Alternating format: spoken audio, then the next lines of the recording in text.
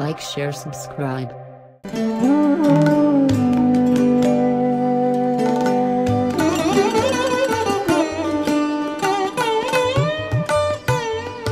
സന്ധ്യാദീപ മന്ത്രം എന്താണ്? പലപ്പോഴും നമ്മുടെ ഗ്രഹങ്ങളിൽ വിളക്ക് കത്തിക്കാറുണ്ട്. പക്ഷേ ആ വിളക്ക് കത്തിക്കുന്ന സമയത്ത് എന്താണ് പ്രാർത്ഥന ചെയ്യേണ്ടത്, അങ്ങനെ പ്രാർത്ഥിക്കണോ എന്നൊന്നും തന്നെയായിട്ട് ആൾക്ക് അറിയില്ല. സന്ധ്യാദീപം നമ്മൾ കൊണ്ടുവരുമ്പോൾ തന്നെ ആ ദീപം ദീപം ദീപം എന്ന് പറഞ്ഞ് വേണം നമ്മൾ സന്ധ്യാദീപം ആയിട്ട് വിളക്ക് കത്തിച്ചുകൊണ്ട് നമ്മൾ ഉമ്മറത്തേക്ക് വരാനായിട്ട്. അതിനുശേഷം നമുക്ക് ഇതിനു വേണ്ടിയിട്ട് ഒരു പ്രാർത്ഥന മന്ത്രം തന്നെ പ്രധാനമായിട്ട് ഉണ്ട്. സന്ധ്യാദീപം കൊളുത്തുന്ന സമയത്ത് കൊളുത്തിയതിന് ശേഷം ചൊല്ലേണ്ട മന്ത്രം ഇതാണ്: ശുഭം കരോതു കല്യാണം ആയുരാരോഗ്യവർദ്ധനം സർവശത്രുവിനാശായ സന്ധ്യാദീപം നമോ നമഃ. ഈ മന്ത്രമാണ് ചൊല്ലേണ്ടത്. പഠിക്കുന്ന കുട്ടികളാണെന്നുണ്ടെങ്കിൽ ആ സർവശത്രു വിനാശായ എന്നുള്ളത് ഇങ്ങനെയാക്കാം: മമ ബുദ്ധി പ്രകാശായ സന്ധ്യാദീപം നമസ്തുതേ എന്നാക്കാം. നമോ നമ. അങ്ങനെ പല വേർഷൻ ഇതിൻ്റെ അകത്തുണ്ട്.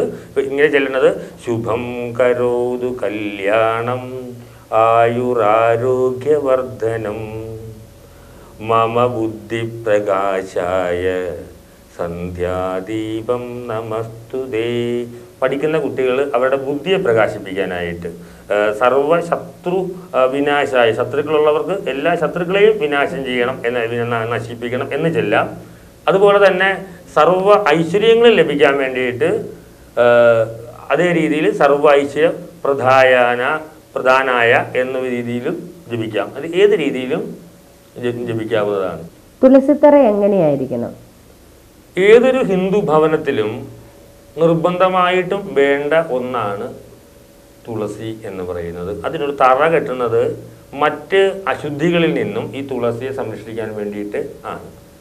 വീടിൻ്റെ വാതിലിൻ്റെ ബ്രഹ്മസൂത്രം മറയാതെ പ്രധാന കട്ടളയുടെ മധ്യഭാഗത്ത് നിന്ന് കുറച്ച് ഇടതോട്ട് മാറി, അല്ലെങ്കിൽ വീടിൻ്റെ ഉള്ളിൽ നിന്ന് പുറത്തേക്ക് നോക്കുമ്പോൾ ഇടതോട്ട് മാറിയിട്ട് അല്പം മാറ്റിക്കൊണ്ട് വേണം തുളസിത്തറ പണിയുവാനായിട്ട്. അതായത് തുളസിത്തറ പണിയാനായിട്ട് അവിടെ നിന്നൊരു 7 അടി വീട്ടിൽ നിന്ന് 7 അടി വിട്ടിട്ട് വേണം പണിയാനായി. എന്നാൽ മതിലിനോട് ചേർന്ന് പാടില്ല. യമവീതിയിലൊന്നും തുളസിത്തറ പണിയുവാനും പാടില്ല.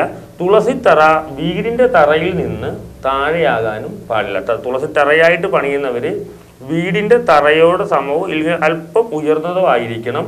വീടിൻ്റെ തറയേക്കാളും താന്നായിരിക്കരുത് ഈ നമ്മൾ ആ ദേവസ്ഥാനം പോലെ കരുതുന്ന ഈ തുളസിത്തറ എന്ന് പറയുന്നത്. അങ്ങനെയാണ് തുളസിത്തറ നമുക്ക് വീട്ടിലേക്ക് സ്ഥാപിക്കേണ്ടത്. അവിടെ തുളസിത്തറയ്ക്ക് രാവിലെ പ്രദക്ഷിണം ചെയ്ത് അതിന് വെള്ളമൊഴിക്കുക.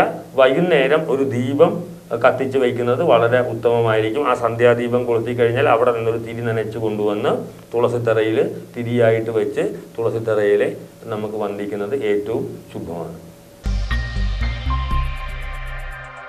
Like, share, subscribe.